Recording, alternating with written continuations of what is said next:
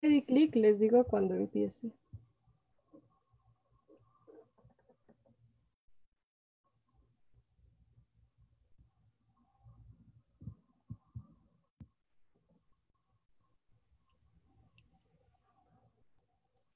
Listo.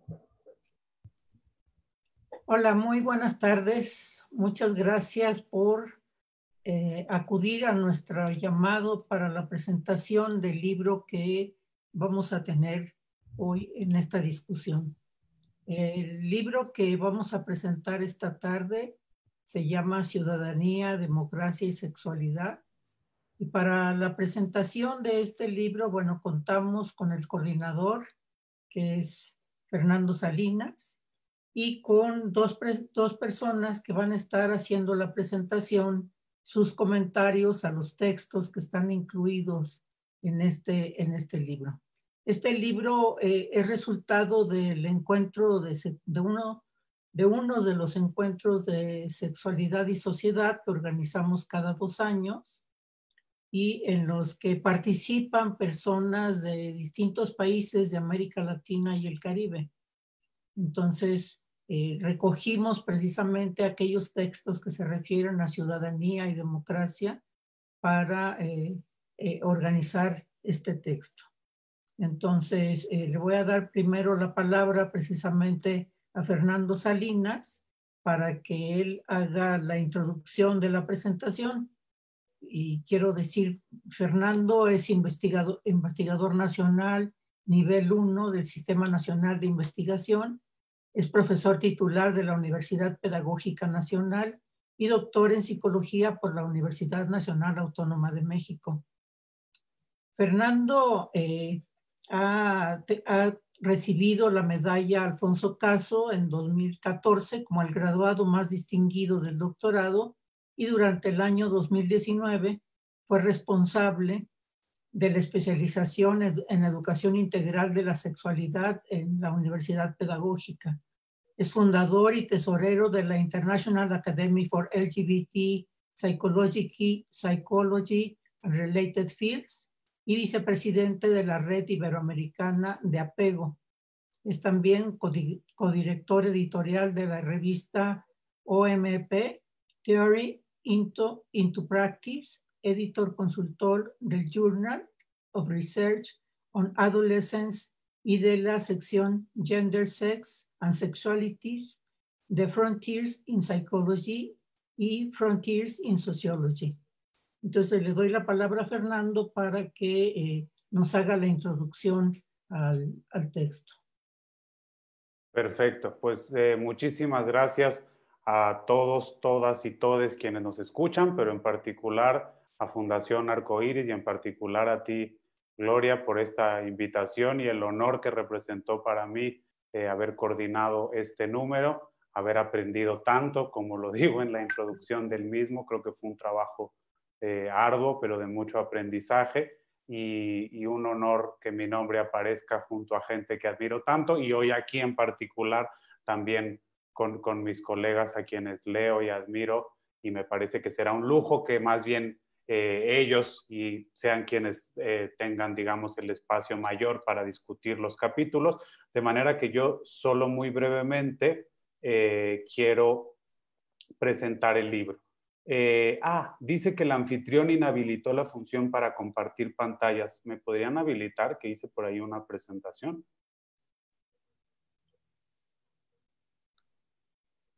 Bueno, no perdamos tiempo. Entre que son peras, son manzanas. Yo había hecho un PowerPoint, pero no pasa nada. Ahí está, ya me deja. Acá está. Y dejen visualización. Pantalla completa.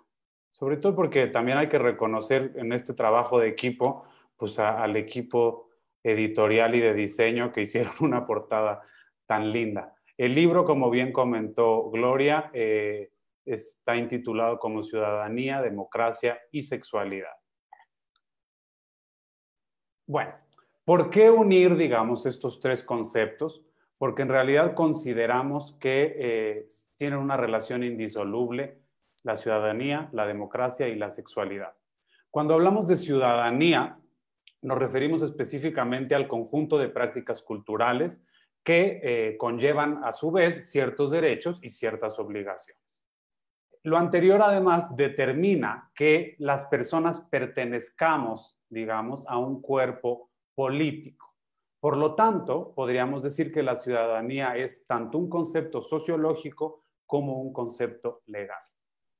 En la actualidad, las sociedades democráticas son aquellas que sustentan la vida cotidiana de los ciudadanos. Voy a hablar únicamente con la E, sin afán de invisibilizar a nadie, que es una propuesta que me hace sentido y que creo que mete ruido y eso me gusta. Entonces, hablemos de les ciudadanos, les ciudadanas. Más específicamente, cuando hablamos de ciudadanía sexual, Amuchastegui y Rivas nos indican que son aquellas construcciones de significados y prácticas a través de las cuales las personas se permiten vivir y actuar sus diversos placeres y deseos sexuales, ¿no? En particular, muchos de los textos tienen que ver con colectivos LGBT+, que son aquellos comprometidos con la promoción de los derechos y la ciudadanía sexual. Obviamente no son los únicos, sino que estos colectivos están activamente comprometidos con esta promoción de derechos y ciudadanía, y muchos encuentran esta explicación en que hemos sufrido aquellas personas que no somos heterosexuales en carne propia marginación y discriminación.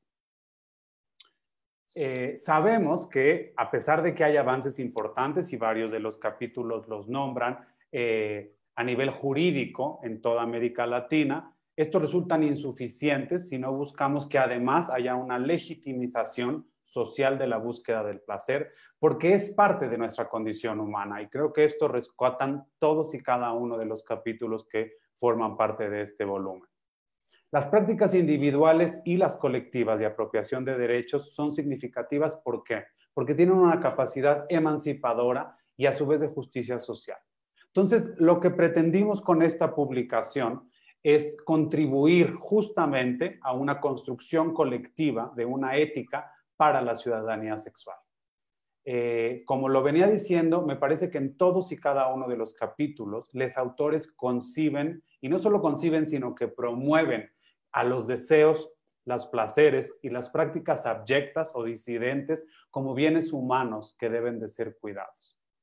Como bien dijo Gloria, esto es resultado de distintos encuentros latinoamericanos y del Caribe, la sexualidad frente a la sociedad, y son trabajos de primer nivel que, si bien algunos tuvimos oportunidad de escuchar fragmentos, el ver el trabajo completo y a manera de narrativa, pues fue, como les decía al inicio, un gran lujo.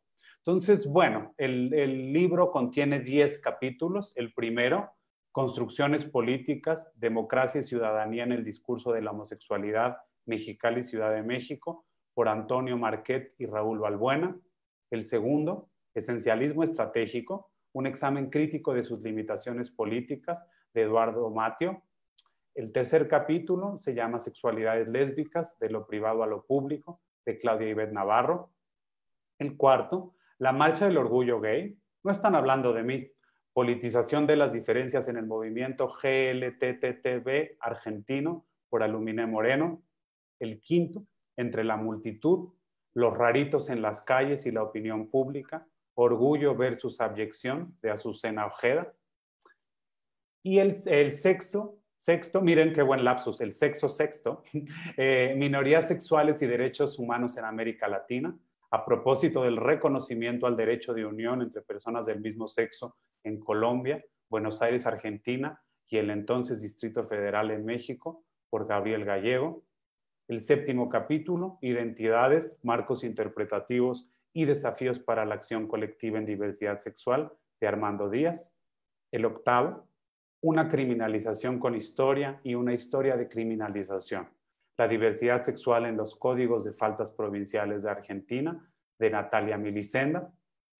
El noveno, por Carlos Arturo Rojas, un comentario al libro Sex, Panic and the Punitive State, de Roger Lancaster. Y por último, el capítulo 10, la institucionalización de la discriminación a la comunidad LGBTI a través del marco constitucional vigente, antecedentes, contradicciones y desafíos, de Sandra Álvarez. Entonces, sin más ni más, como decía hace rato, me parece que quienes tienen mucho que decir y que alimentar el día de hoy son nuestros invitados. Entonces, de nuevo el agradecimiento y cedo el micrófono para mis colegas. Muchas gracias. Bueno, pues muchas gracias, Fernando. Olvidé presentarme. Yo soy Gloria Careaga y coordino la Fundación Arcoíris. Este texto, además, estos 10 capítulos que forman el texto, recogen la voz de 10, 11, 12, 13 académicos, de personal académico de distintas universidades. Tenemos recopilado aquí el trabajo de por lo menos 12 universidades de 4 países de América Latina, en donde están presentes México, por supuesto, Colombia, Ecuador y Argentina. Entonces, bueno, son múltiples voces que dan precisamente cuerpo a este texto que hoy estamos presentando. Y para continuar con los comentarios de especialistas en el tema, invitamos al doctor Mauricio List y a la doctora Morena Herrera. Mauricio List es doctor en antropología por la Escuela Nacional de Antropología e Historia, la ENA. Es profesor investigador de tiempo completo en la Benemérita Universidad Autónoma de Puebla, una de las pocas que tiene estudios en sexualidad dentro del marco institucional precisamente. Y actualmente es quien coordina el doctorado en antropología social en la misma institución. Mauricio es también miembro del comité editorial de la Fundación Arcoíris. Entonces, te agradecemos, Mauricio, la invitación para que estés aquí y comentes este libro. Muchas gracias. Gracias por la presentación, gracias por la invitación. Yo voy a leer esto que preparé sobre el libro que hoy nos convoca. Y dice así: en primer lugar, quisiera agradecer a la Fundación Arcoíris por la invitación a presentar un libro que resulta sugerente y que propone una discusión relevante en la actualidad. Sin duda, el concepto jurídico de ciudadanía tiene sus limitaciones cuando trabajamos investigación en sexualidad y por tanto requiere ser pensada en términos más amplios para que nos ayude a comprender muchos de los procesos sociales que han marcado la lucha por el reconocimiento de derechos vinculados a ella. En ese sentido, el siglo XXI ha sido especialmente importante en este debate, como lo demuestran los artículos que se incluyen en el presente libro.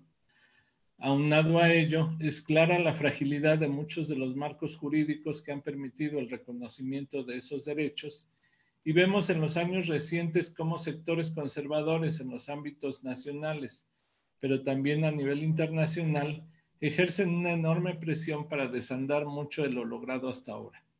En ese sentido, vemos que a pesar de que hemos celebrado el reconocimiento de las uniones entre personas del mismo sexo, las leyes de identidad de género, la adopción homoparental, el ascenso de sectores de derecha y de extrema derecha a los gobiernos y legislaturas locales, han llevado a que se den cambios legislativos para revertir esos logros y blindar los marcos heteronormativos de manera que se impida avanzar en esa ruta.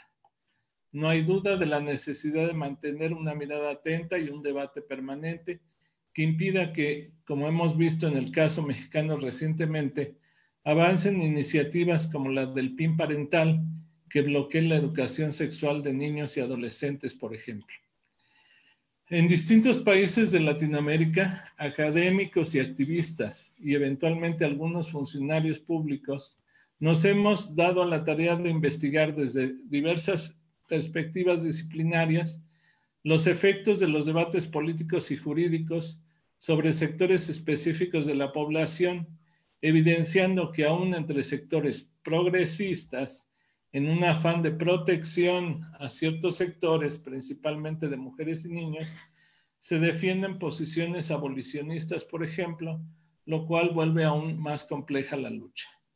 La publicación en 2004 del libro Ciudadanía Sexual en América Latina, coordinado por Cáceres, Frasca, Pecheni y Terto, ya nos planteaba un debate que evidentemente sigue vigente, aunque tuviéramos que actualizar algunos de los problemas que se exponían en esa ocasión.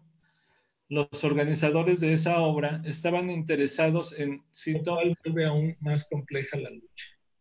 La publicación en 2004 del libro Ciudadanía Sexual en América Latina, formado por Cáceres, Frasca, Pecheni y Terto, ya nos planteaba un debate que evidentemente algo pasó ahí que se repitió lo que estaba yo diciendo. Bueno, esperemos que ya podamos seguir. Citaba yo, la lucha por la salud y los derechos sexuales de las personas. Y reconocían como antecedentes el trabajo realizado en la década de los 80, que inicialmente puso atención a las subculturas sexuales en la región y que pronto se centró en la emergencia del SIDA. Como sus organizadores reconocieron, a pesar de la relevancia de esos trabajos, el diálogo a nivel internacional entre los investigadores, activistas y quienes hacen incidencia política aún era muy limitado en temas de salud pública, por lo que la reflexión en torno al VIH, las políticas públicas en salud y los derechos sexuales fueron reflexiones fundamentales para esta obra, considerando además que ya resultaba claro el proceso de desmantelamiento del estado de bienestar y el desarrollo de políticas neoliberales que ponían en riesgo el acceso a los sistemas públicos de salud. En aquella obra se logró reunir reflexiones desde diversos países de América Latina, cuya atención se centró en reflexionar acerca del papel del Estado y de la sociedad civil en la atención a problemas de salud vinculados a la sexualidad, destacando de manera importante el tema del VIH y todo ello conectado con la defensa de derechos humanos. Más tarde, en 2010, se publicó The Politics of Sexuality in Latin America, en el que el centro de la reflexión se encontraba en la lucha política en diversos contextos de América Latina por el reconocimiento de derechos sexuales, derechos humanos y derechos políticos. Con una perspectiva histórica, se hacía una revisión de los movimientos LGBT en la región y su incidencia política en el plano legislativo y hacia el desarrollo de políticas públicas específicas. Si bien seguía pendiente la atención a los problemas de salud ya mencionados, en esta segunda obra, en la que nuevamente Pecheni participó como organizador, lo que se estaba poniendo a debate era la articulación de los colectivos en la región y la manera en que se estaba dando su relación con el Estado y sus efectos en los marcos legislativos para el reconocimiento de derechos. Por supuesto, no han sido las únicas obras de su tipo en el siglo XXI para la región. Por el contrario, a partir de conferencias regionales, tanto entre activistas como en las de carácter estrictamente académico, se ha dado un diálogo cada vez más fructífero y productivo, en el que afortunadamente México ha ido ganando presencia y en el que se ha venido incorporando tanto enfoques teóricos como nuevos puntos de vista desde los activismos, lo que ha posibilitado que se mantenga la atención a la defensa de derechos sexuales, derechos reproductivos y derechos humanos. Asimismo, hay una proliferación de publicaciones que han contribuido a este debate, en el que se ha ido incorporando un número creciente de profesionales de diversas disciplinas, y muchas de esas discusiones se han llevado incluso a programas académicos de grado y posgrado en una creciente cantidad de instituciones de educación superior. Ahora bien, la obra que nos presenta la Fundación Arcoíris en esta ocasión, producto de los debates en las diversas ediciones del Encuentro Latinoamericano y del Caribe de Sexualidad y Sociedad, nos da la oportunidad de percatarnos de lo complejo que resulta el análisis de los procesos políticos en la región, considerando la dificultad de avanzar en escenarios de largo aliento debido a las tensiones en los contextos nacionales que llevan a una inestabilidad en los proyectos de nación. A lo que me refiero es que hemos visto los cambios en los gobiernos nacionales que han pasado de perfiles progresistas a otros de derecha, cada uno promoviendo acciones de gobierno en cambios legislativos, generando una gran polarización social y un encarnizado debate en torno a los derechos sexuales y reproductivos. Como en el caso de las obras antes mencionadas, en este libro igualmente están puestos a debate los procesos políticos que se han desarrollado en la región, centrando su atención en sectores sociales definidos por su orientación sexual e identidad de género, y que las autoras y autores analizan en los ámbitos locales. Ello nos permite observar distintos problemas que se presentan en Argentina, Colombia, Ecuador y México, que son abordados desde diversas perspectivas, pero poniendo énfasis en la manera en que los sujetos ejercen su ciudadanía en la defensa de derechos que los estados se resisten a reconocer en aspectos tan elementales como las uniones entre personas del mismo sexo, por ejemplo. En este sentido, los artículos seleccionados para formar parte de este volumen ponen a debate las políticas de identidad, lo cual sin duda resulta polémico en la actualidad, más aún considerando los importantes aportes de la teoría queer y el creciente cuestionamiento a las identidades centradas en orientaciones sexuales o en el género. Es claro que las generaciones más jóvenes están planteando sus propias búsquedas, cuestionando muchos de los modelos presentes, precisamente porque terminan siendo percibidos como normativos. De ahí que sea importante observar las tensiones y contradicciones presentes en los diversos contextos socioculturales latinoamericanos en los que se está dando esa emergencia. Por otro lado, de igual manera, se están dando nuevas maneras de pensar los vínculos y las afectividades que reclaman reconocimiento por parte del Estado. Los artículos del libro muestran los debates que siguen vigentes en torno a figuras como el matrimonio igualitario, que no logra aún el reconocimiento en la región de manera generalizada. En este sentido, el libro que nos ofrece la Fundación Arcoíris permite acercarse a algunos ejemplos de los procesos de lucha y defensa de esos derechos y cómo orientación e identidad sexual y de género aún ahora siguen siendo nociones clave en esta reflexión, tanto para cuestionar como para defender su incorporación en los movimientos sociales y políticos, independientemente de las agendas particulares que se han desarrollado en cada país.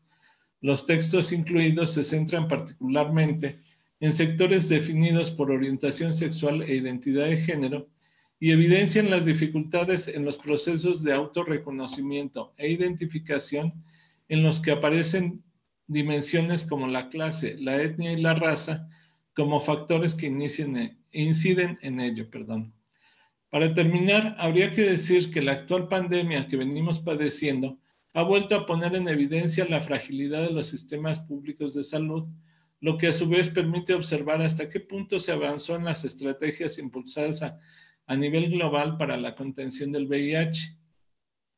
En México, en particular, la conversión de los centros hospitalarios para la atención de pacientes graves de COVID-19 ha obligado a posponer la atención de muchos otros padecimientos crónicos y agudos, lo que vuelve a encender las alarmas respecto a la atención de las personas que viven con VIH, respecto a los tratamientos necesarios.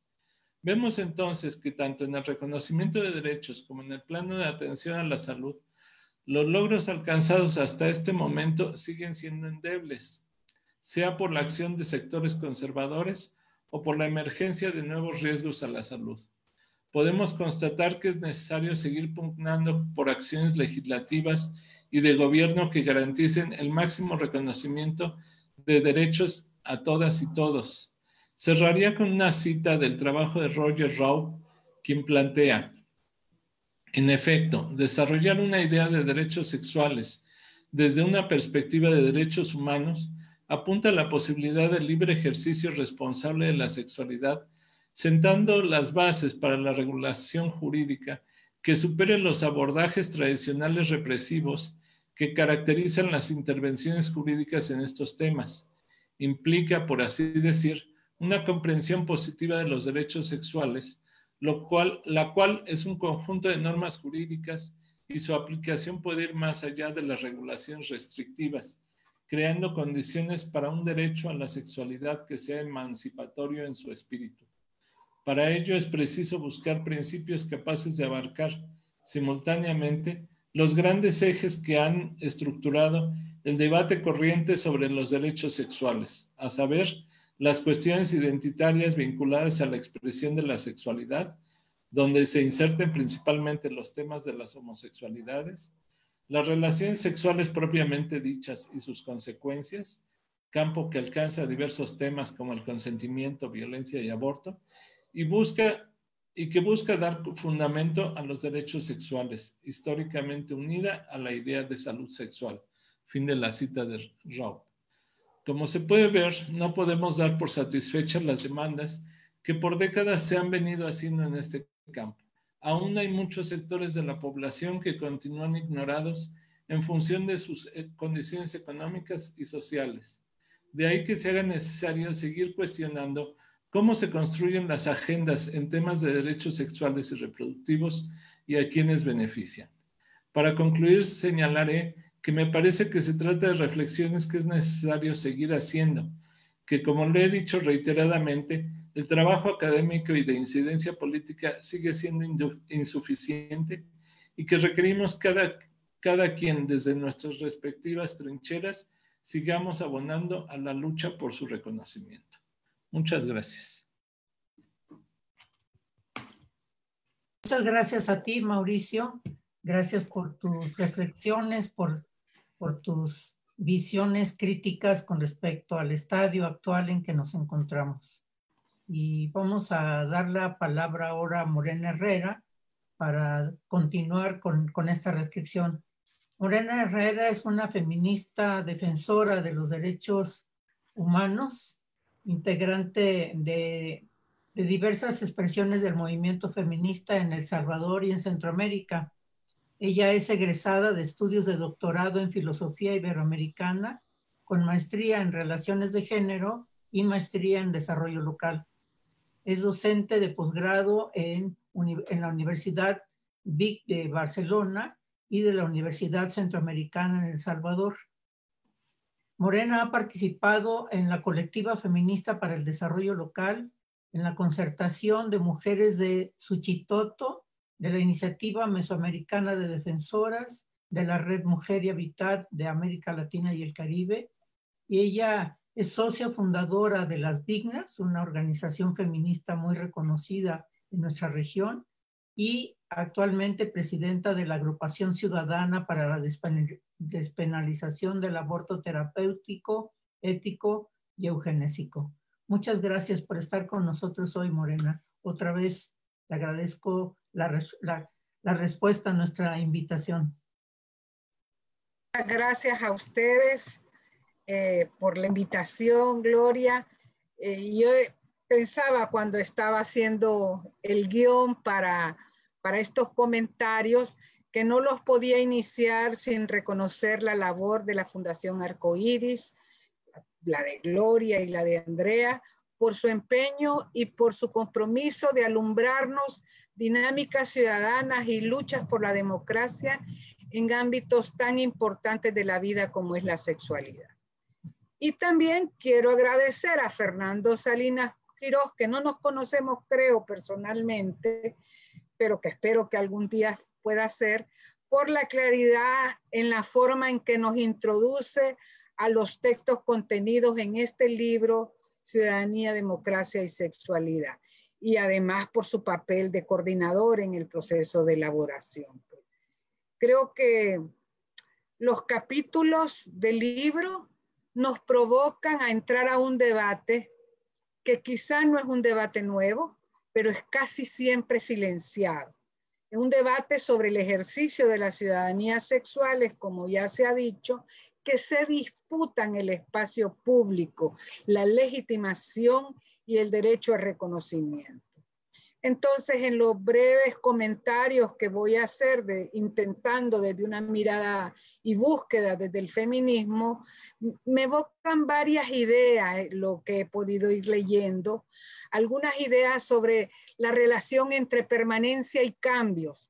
A veces los cambios más deseados que realizados, o a veces realizados en silencio, estos cambios de las estructuras sexuales en las que vivimos y en las que habitamos, porque se enfrentan a eso que este teórico francés Bourdieu llama la eternización de lo autoritario.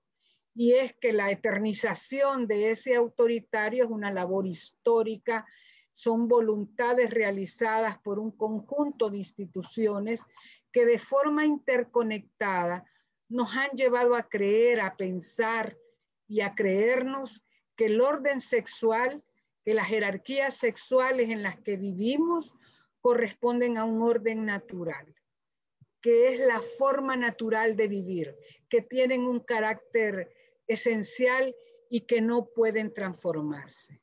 Pero las relaciones contenidas en este libro nos muestran con testimonios y también con apasionadas deliberaciones que sí, que las transformaciones en diferentes dimensiones relacionadas con la sexualidad no solo son posibles, sino que también son imparables, como hemos podido ver sobre todo en el final del siglo XX y en el inicio de este siglo. Y es desde ahí que cuerpos y subjetividades nos interpelan a reconocer las diferentes formas de vivir la sexualidad como un ejercicio de democracia y de ciudadanía individual y colectiva.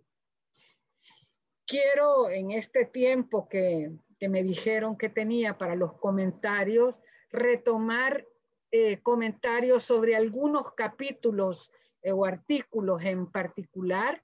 No voy a poder de todos por razones de tiempo, pero me parece muy interesante y desde ya aprovecho para hacer la invitación a que leamos y debatamos sobre el libro.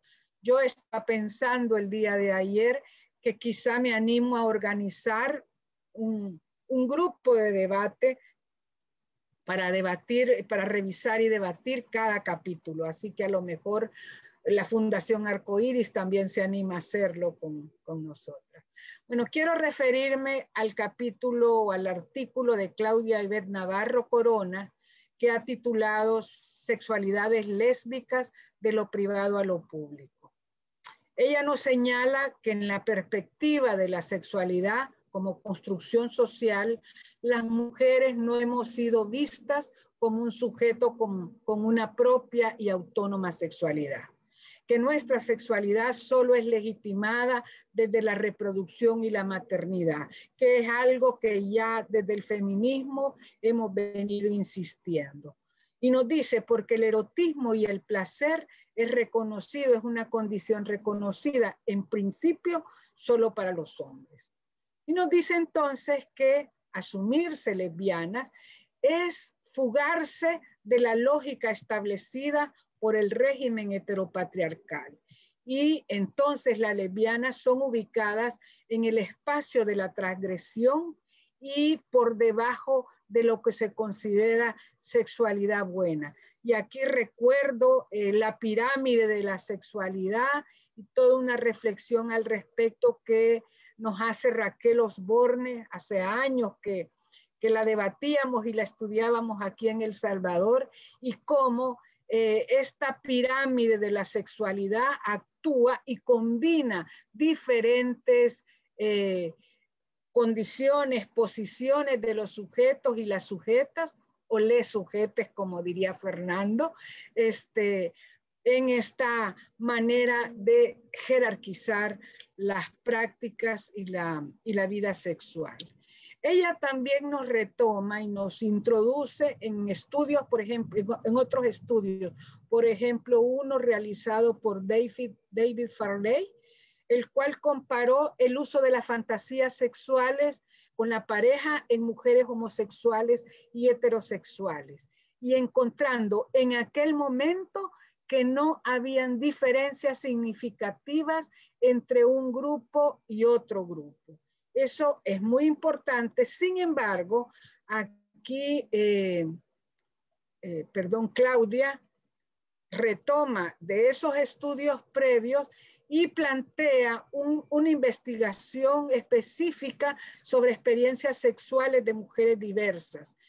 Ella dice que los resultados no pueden ser generalizados ni universales, por el contrario, pero ella intenta dar cuenta de la complejidad de factores que interactúan en la construcción de la experiencia sexual de las mujeres, en el cruce con sus interseccionalidades concretas, por lo que además de compartir una condición de género y orientación sexual, las situaciones particulares de las participantes en los distintos estudios, en los distintos grupos de entrevista, dan cuenta de diferentes formas y niveles de opresión. Este análisis y reflexiones son un intento de generar conocimiento, nos dice, que pueda alimentar nuevas rutas de diálogo y acción para desmantelar el sistema heteropatriarcal que regula y nulifica y anula la vivencia plena de las sexualidades en las mujeres.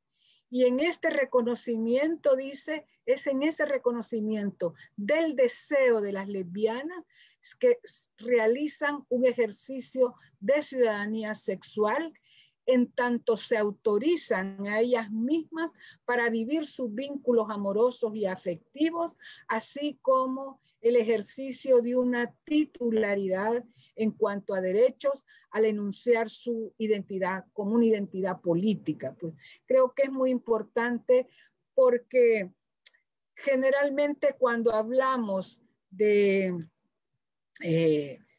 digamos, personas especialmente discriminadas, personas de la comunidad LGBTI, ponemos la L, pero casi nunca hablamos de las lesbianas. Es quizás junto con las personas intersexuales o que se reconocen desde la intersexualidad, posiblemente, bueno, y acabo de leer otro estudio que también habla de la bisexualidad como las identidades más sumergidas en los movimientos LGBTI. Quisiera también retomar algunos comentarios al trabajo de Carlos Arturo Rojas Rosales de la Facultad de Psicología de la UNAM. El autor nos introduce en un libro muy interesante que ya mencionaba Mauricio, de Lancaster, que analiza cómo se han construido actitudes en la sociedad de rechazo, de condena, de estigmatización, de intento de cura y de castigo a las disidencias sexuales que cuestionan la heteronormatividad. Y él parte del análisis de la sociedad de Estados Unidos en los años 30, en la época del macartismo, que nos introduce de cómo se construye el disidente sexual como el otro, como el disidente, como el monstruo que hay que intentar curar y si no, perseguir y castigar, para lo que se desarrolla una conceptualidad médica que patologiza la diversidad y genera terapias para su supuesta curación y revertirlas. Y ya sabemos que el dolor, el sufrimiento que estos procesos han provocado. Y paralelamente nos dice a la patologización se desarrolla la criminalización de las prácticas sexuales diferentes con la aparición de legislaciones penalizadoras o el endurecimiento de las existentes. El control social a través de la instalación de un pensamiento hegemónico, homo-lesbofóbico, yo diría ahora también transfóbico, que promueve a través del pánico sexual la autorrepresión y la presión y condena social a la disidencia sexual. Y en este discurso, la familia aparece como el único refugio frente a la homosexualidad y el sexo se convierte en el único parámetro de la moralidad social. Digamos, yo había hecho una selección de textos de párrafos muy interesantes de Carlos Rojas, pero voy viendo el tiempo. Solo quisiera referirme al que nos resalta de Lancaster sobre qué se entiende por pánico sexual. El uso del pánico sexual como aquello que genera la disciplina en términos más o menos Foucaultianos, pues de una disciplina bajo la cual un uso discursivo trata de, en el caso del tema de la sexualidad, enfatizar una experiencia de la diferencia en las prácticas respecto a la sexualidad como una cuestión que debe enclaustrarse bajo un modo único de visión de las cosas. Y aquí, permítanme, pero quiero mencionar a un autor y actor salvadoreño, a Amaral Arévalo. Él forma parte de varias asociaciones, es un estudiante, y yo lo conocí en uno de los encuentros que ha organizado la Fundación Arcoíris en México años anteriores. Amaral ha escrito y ha analizado en diversos momentos de la historia de El Salvador cómo se ha aplicado este criterio de pánico sexual en varios momentos y cómo es un recurso de control social para el conjunto de la sociedad. Creo que es importante y que merece, pues, el reconocimiento, aunque no tenga artículos ahora en este libro. Otro artículo que quería referirme es el que tiene por nombre La institucionalización de la discriminación a la comunidad LGBTI a través del marco constitucional vigente. Antecedentes, contradicciones y desafíos. Es de Sandra Álvarez, de la Organización Ecuatoriana de Mujeres Lesbianas. Ella es integrante de esta organización y analiza cómo en el Ecuador, a pesar de haber logrado importantes avances en el reconocimiento de las personas LGBTIQ, ya desde 1997, cuando se despenaliza la homosexualidad en el país, lo que se convierte en un factor para la generación del sujeto político de las personas que no se identifican con un sistema heterocéntrico. Este sujeto, dice, ha ido logrando algunos otros reconocimientos relevantes, como la inclusión en la Constitución de 1998 del reconocimiento a la no discriminación por orientación sexual. Sin embargo, nos señala cómo la aplicación de estos avances en el ámbito legal a veces incluso refuerzan en el imaginario social un concepto estigmatizador de las disidencias sexuales. Por ejemplo, cuando el sistema jurídico refuerza el concepto de considerar la homosexualidad como una patología. Con el análisis de diversos casos, ella va mostrando cómo el reconocimiento de derechos de las personas LGBTIQ no garantiza que les sean reconocidos, por lo que este sujeto social debe continuar en una lucha hasta su auténtica y efectiva aplicación. Pues nos habla de cómo diferentes grupos de personas han presentado o han interpuesto demandas legales contra la comunidad LGBTI y de derechos humanos, y bueno, ha sido un debate para la despenalización de la homosexualidad. Hay un recorrido, digamos, en su artículo por lo que ha significado esta lucha en los últimos 27 años, o 24 años, perdón. Otro artículo al que me quiero referir es el de Natalia Miselenda. Ella es integrante del programa de derechos sexuales y reproductivos de la FDSS, entiendo que es de la Universidad Nacional de Colombia, y su artículo se titula Una criminalización con historia y una historia de criminalización, la diversidad sexual en los códigos de faltas provinciales de Argentina. No sé si es de la Universidad Nacional de Córdoba, perdonen. En su trabajo analiza cómo la existencia de códigos de faltas o contravencionales de ámbito provincial en Argentina, que se convierten en instrumentos penalizadores de las personas LGBTIQ y de su sexualidad, incluso cuando el Código Penal de ámbito nacional las haya despenalizado.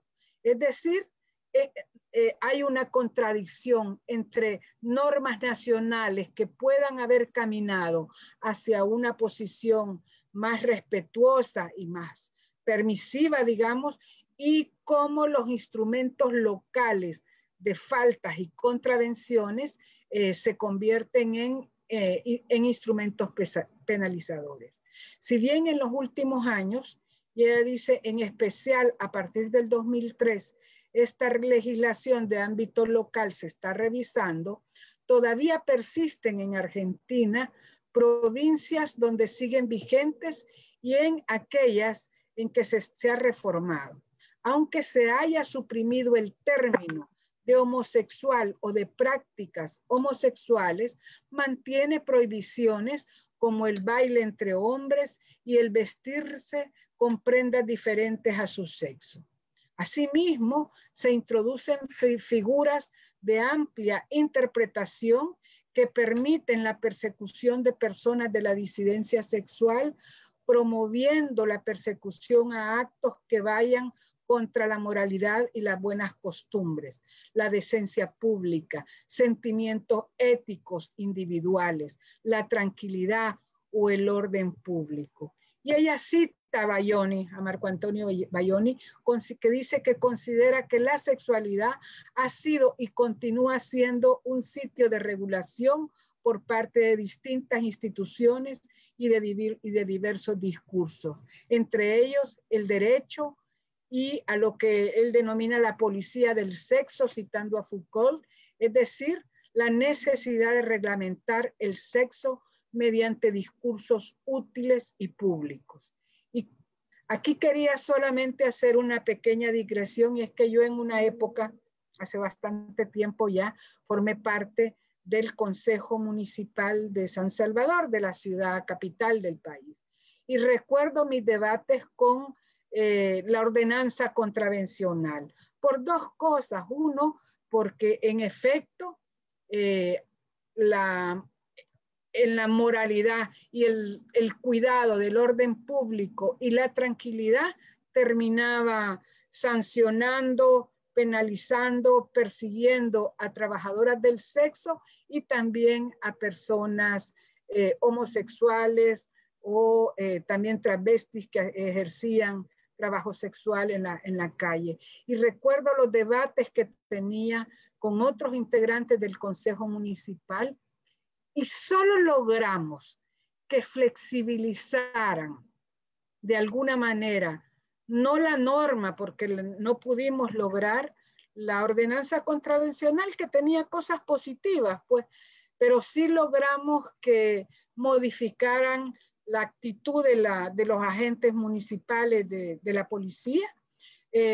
a través de mostrar cómo se estaba castigando a las personas que, digamos, que enfrentaban mayores condiciones de vulnerabilidad. Pero entonces fue solo desde la posición de víctimas que logramos, porque éramos poquitas las que teníamos esa posición en el Consejo Municipal, que logramos que si tuviera, digamos, alguna modificación en torno a la aplicación de la ordenanza contravencional. Bueno, este artículo concluye su análisis considerando a los códigos de faltas y contravencionales como instrumentos de poder y de control, como un modo de vigilar y castigar, que normalizan la matriz heterosexual como la socialmente aceptable y al mismo tiempo dicen quiénes son personas y bajo qué condiciones lo son, construyendo imaginarios sociales de ciudadanos decentes de un lado y de no ciudadanos por el otro. Y ya por último quiero referirme a dos artículos que se refieren a la marcha del orgullo gay.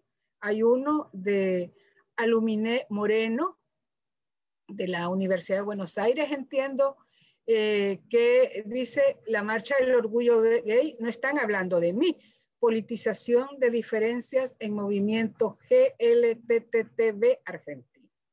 Y la otra, entre la multitud, los raritos en las calles y la opinión pública, el orgullo versus abyección de Azucena Ojeda Sánchez, de la Universidad Autónoma Metropolitana de México, de la unidad de Xochimilco. Estos dos textos abordan las marchas del orgullo gay desde distintos ángulos.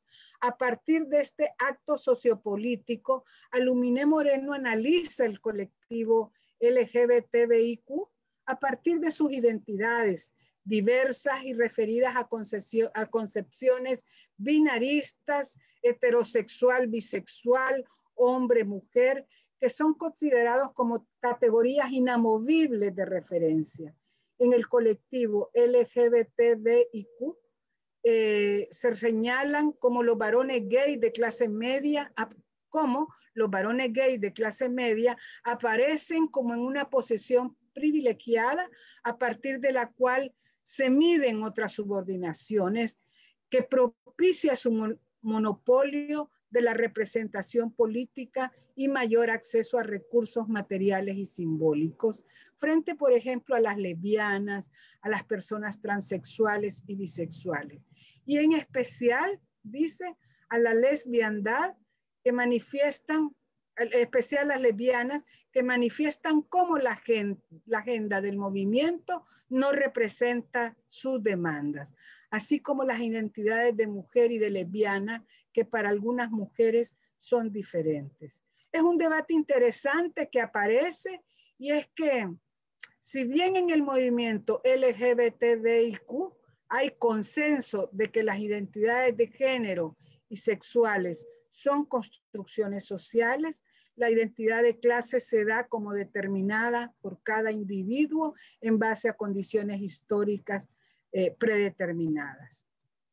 Azucena Ojeda, por su lado, en su trabajo analiza la historia de las marchas del orgullo gay en México y su efecto de rechazo por parte de sectores de la sociedad como manifestación del temor al otro, al abyecto, a la manifestación de la no heterosexualidad.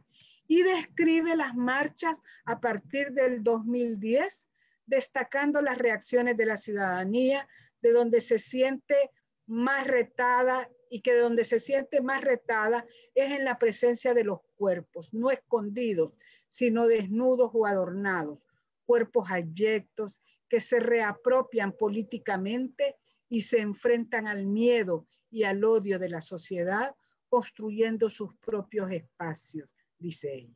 El orgullo también se ve fortalecido por procesos sociales emergentes a partir de tres aspectos, nos dicen.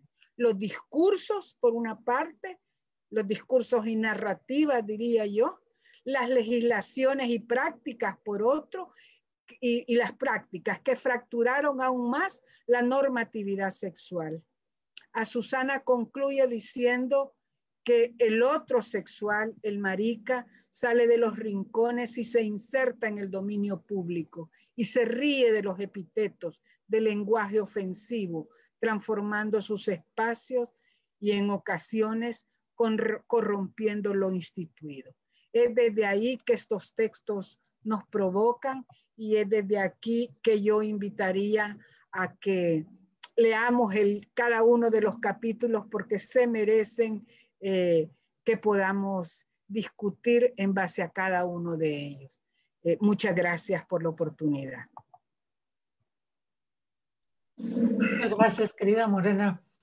Bueno, yo creo que con lo que ustedes nos han planteado, realmente vemos aquí el concepto de ciudadanía transcurriendo por distintos ámbitos, ¿no? Por una parte, como el propio empoderamiento, la reflexión, la participación dentro de las organizaciones da, tanto dentro del movimiento feminista como el movimiento LGBT, da la oportunidad para que las personas se apropien precisamente de su cuerpo, de su sexualidad, y empiecen a tener distintas expresiones o expresiones distintas a lo que generalmente es esperado de parte de la sociedad.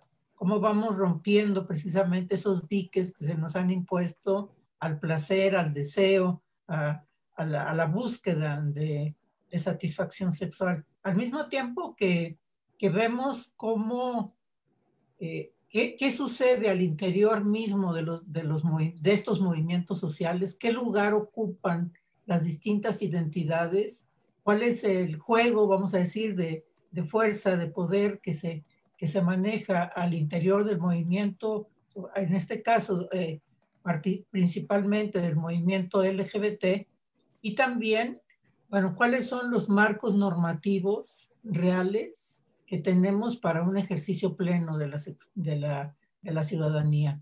Porque me parece que una de los objetivos, de los desafíos más importantes que se ha plantado el movimiento LGBT ha sido la búsqueda de las reformas legales. Y como señalaban en uno de los textos, deja ver cómo, a pesar de los marcos legales, a pesar de que hay un reconocimiento de las personas LGBT en los marcos legales, pues las condiciones a las que se enfrentan cotidianamente no necesariamente son las que corresponderían con esa reforma legal. Es decir, los marcos legales no son suficientes para que realmente haya una garantía de derechos para las personas en los distintos ámbitos en donde se desarrolla o incluso en la búsqueda de su propio desarrollo. Entonces yo creo que los comentarios que ustedes nos ofrecen da cuenta precisamente como de este abanico de por dónde circula esta construcción ciudadana, este ejercicio de ciudadanía.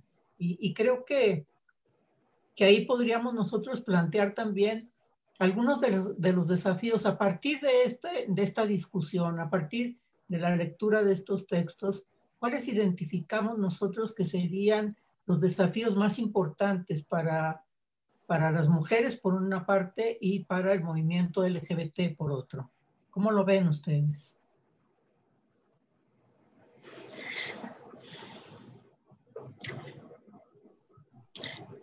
Bueno, a mí me parece que bueno, tú estás señalando una cosa muy importante, ¿no? Se establecen marcos jurídicos, se establecen, digamos, ciertas condiciones legales en los contextos nacionales o locales, pero eso no garantiza, digamos, el respeto a estos derechos, el ejercicio pleno de esa ciudadanía.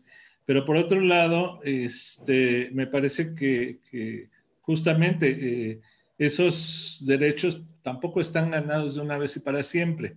Hay una tensión constante y permanente, ¿no?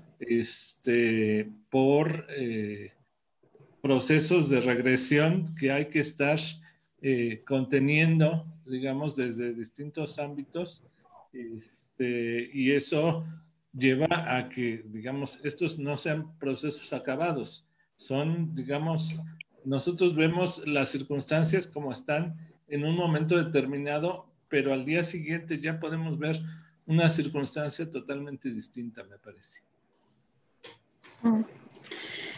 Yo pienso que un desafío en lo inmediato es continuar estudiando, debatiendo, promoviendo que, digamos, las personas podamos ir construyendo y debatiendo sobre esta ciudadanía sexual. En un plazo, digamos, medio plazo, creo que es importante mirar cómo se van ajustando o desajustando los cambios normativos, la construcción de movimiento social que lucha por estos derechos, de ciudadanía política también, que se convierte en un sujeto político, y también cómo va cambiando las sociedades. Yo recuerdo un comentario que hacía Juan Marco Bayoni, que vino muy generosamente a apoyarnos el año pasado aquí a El Salvador, en una actividad de clausura de un diplomado sobre Estado laico que hacemos todos los años. Y él nos decía, miren, ahora las sociedades no es que no hayan cambiado respecto a la orientación, la identidad sexual, las expresiones de género. Se acepta que existamos, pero siempre y cuando no exijamos iguales derechos, siempre y cuando nos mantengamos como en una marginalidad, en una cierta marginalidad, aunque se permite, ustedes ámense si quieren, pero no exijan, no pidan, no luchen por similares derechos al resto de las personas heterosexuales, heteronormativas. Entonces yo creo que es importante cómo ver cómo vamos cambiando como sociedades. Y ahí, en este cambio, yo creo que es significativa la presencia de las personas trans. Esto creo que ha hecho no sé, para mí, pues, como lo he visto, yo conocí la transexualidad la primera vez, oí hablar, mejor dicho, oí hablar así en un espacio de debate político feminista sobre la transexualidad en el año 93. Yo decía, pero en El Salvador, porque fue en Madrid, en El Salvador quizás no hay transexuales. O sea, de verdad que así era mi ignorancia, pues, ¿verdad?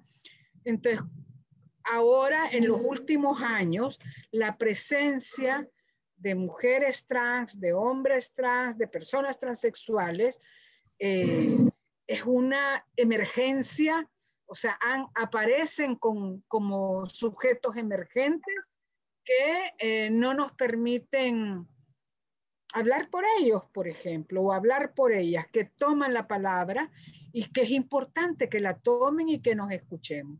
Entonces, yo creo que han sido un ajuste a esta sociedad que requiere seguir debatiendo, pues, ¿verdad? Y en el propio movimiento feminista, porque ahí también hay su debate con las personas trans. Sí, por supuesto. Yo ahí coincido con los comentarios de ambos, sobre todo por cómo inició Mauricio con el tema hablando de los retrocesos del PIN parental. Yo como alguien muy interesado en las niñeces y no las infancias, porque sí tienen voz, hablando de derechos, ¿no? Y hablar de una sola niñez sería también como una sola manera de ser niño. Entonces, en las niñeces y las juventudes, como los temas que más me interesan, esto del PIN parental me parece atroz, pero habla mucho justo de esos retrocesos. Y entonces, respondiendo a tu pregunta, Gloria, de agenda pendiente, híjole, 1 millón, pero entre los puntos a destacar, creo que es educación sexual integral desde el ingreso a la educación y ni siquiera primaria, ¿no? Por ahí hicimos una revisión hace un par de años. Como otros países hay experiencias exitosas en el preescolar, en centros de educación inicial, en cómo se generizan los espacios, los juegos, los juguetes. Entonces, para mí, eso es un punto importantísimo. Y coincido también con Morena en tanto a que creo que desde su comentario previo al de ahora, como esta hegemonía que seguimos teniendo y ostentando los hombres como gays a la cabeza y con que nos casemos y tengamos hijitos. Y digo, bueno, qué bueno para quien le plazca, pero tenemos compañeros que mueren y que no tienen acceso a la educación y que sufren de actos de violencia brutal y tal. Y para mí también ha sido algo relativamente nuevo de un par de años para acá, un interés, pues justo como mezclando las dos cosas, ¿no? Las niñeces trans, por ahí vi que en los comentarios de Facebook que ahí nos están escuchando, el trabajo pionero que hace en la Argentina Gabriela Mancilla. Es decir, creo que hay mucho que hacer para que haya distintas expresiones de género en el ámbito educativo y que hace falta entonces una capacitación docente importante. Entonces, para mí eso permitiría o sentaría ciertas bases para que pudiéramos entonces hablar de ciudadanía sexual posteriormente.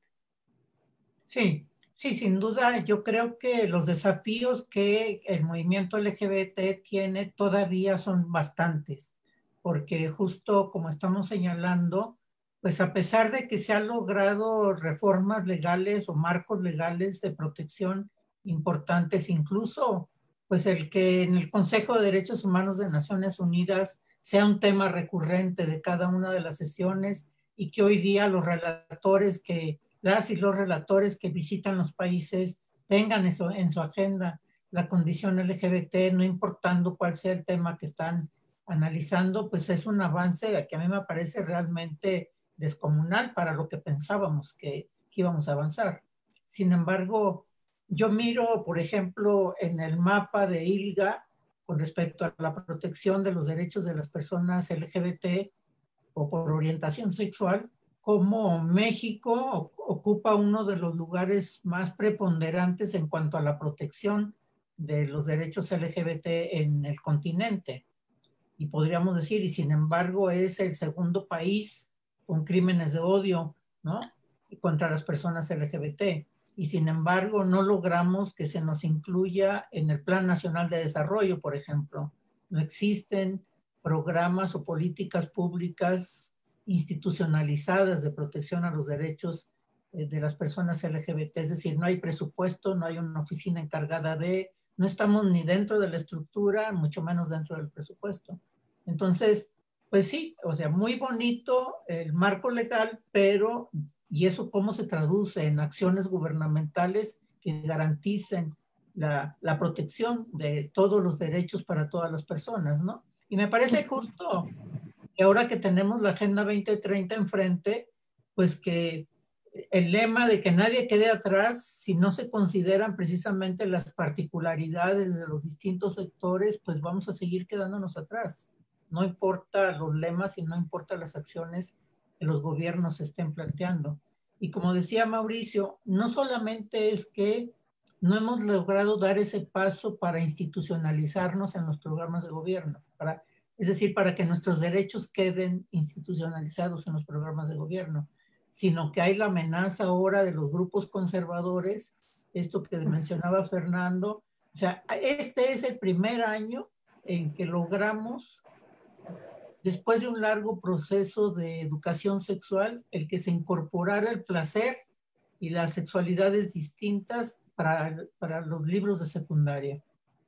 Y tenemos, creo que 9 estados donde están discutiendo el PIN parental, ¿no? Para que esos avances que logramos no se logre instalar en una realidad cotidiana para niñas y niños, para jóvenes. Entonces, pues ahí tenemos que nos están tocando la puerta precisamente estos grupos conservadores para impedir que haya una educación sexual integral, abierta en el sistema educativo. Y justo, bueno, yo digo en el sistema educativo porque pienso que debería abarcar todo el sistema, ¿no? Y no los años de la pubertad en preparación al embarazo. No sé si tienen otra reflexión. Considerando, digamos, a los niños y jóvenes escolarizados, porque pues, ahí también tenemos todo un sector que ni siquiera alcanza la escuela, ¿no? Claro. No sé, ¿alguna reflexión final que quieran hacer en torno a la ciudadanía sexual antes de que cerremos la sesión?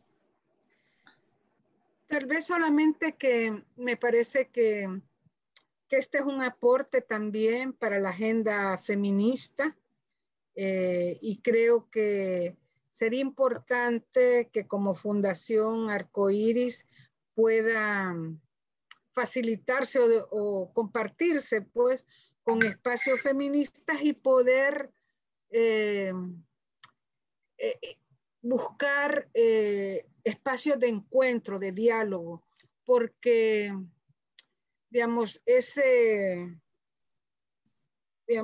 amenaza de retrocesos es una amenaza para todas las personas y para todos los movimientos sociales que planteamos una radicalización de la democracia, una ampliación de la democracia y reconocer que hay un riesgo de vaciamiento de derechos, que aunque tengamos formalmente los derechos, se vacían y se convierten en nada. Y creo que las libertades para vivir el placer, para vivir el erotismo, desde un marco de respeto a todas las personas, están también amenazadas. Entonces creo que es importante fortalecer las alianzas solamente. Muchas gracias. Mauricio. Me parece que una cuestión muy importante es precisamente esto de no bajar la guardia y mantener el debate permanentemente, no solo en los espacios políticos. Me parece que digamos, cada uno de nosotros tiene sus contextos de atención y de acción la universidad, la escuela, no sé, los sitios donde estamos participando, donde, digamos, estas son discusiones que tienen que estar permanentemente presentes, ¿no? A mí me parece que, digamos, tenemos tareas, los activistas, los académicos, en fin, quienes estamos interesados en estas cosas y que, pues es una reflexión permanente donde, pues no solo las sociedades han cambiado, sino también las agendas se han movido, y donde pues van surgiendo nuevos retos, digo, esto del PIN parental, por ejemplo, pero igual todo el tiempo están surgiendo, digamos, de donde menos lo esperamos, surgen nuevos asaltos, ¿no? Que tenemos que estar atendiendo, observando y reflexionando sobre estas cosas. Sí, por supuesto. Fernando, ¿tú quieres decir algo más? Coincido con ambos nuevamente, ¿no? Hace un par de semanas leía un artículo de Animal Político de Ricardo Baruch, donde justo decía, aguas, ¿no? Con esto del COVID nos están metiendo golazos todos los grupos conservadores y tal. Entonces, cuidado porque la situación de pandemia puede justo hacer que bajemos la guardia ante esto que decía Mauricio.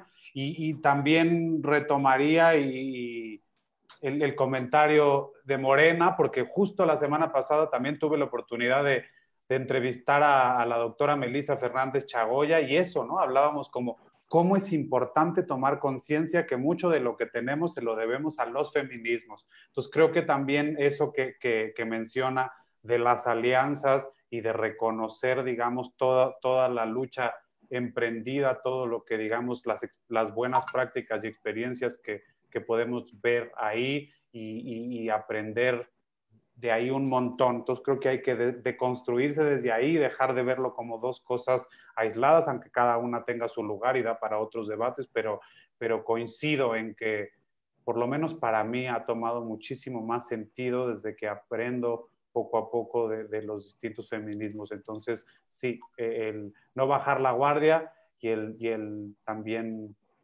colaborar, hacer alianzas y aprender de muchos otros activismos, ¿no? Pues les agradezco muchísimo, Morena Herrera, un gusto volver a verte, aunque sea por este canal. A Mauricio, que estamos más frecuentemente en comunicación, muchas gracias por sus comentarios. Fernando, felicidades por esta coordinación, por esta publicación que con tu contribución sacamos adelante.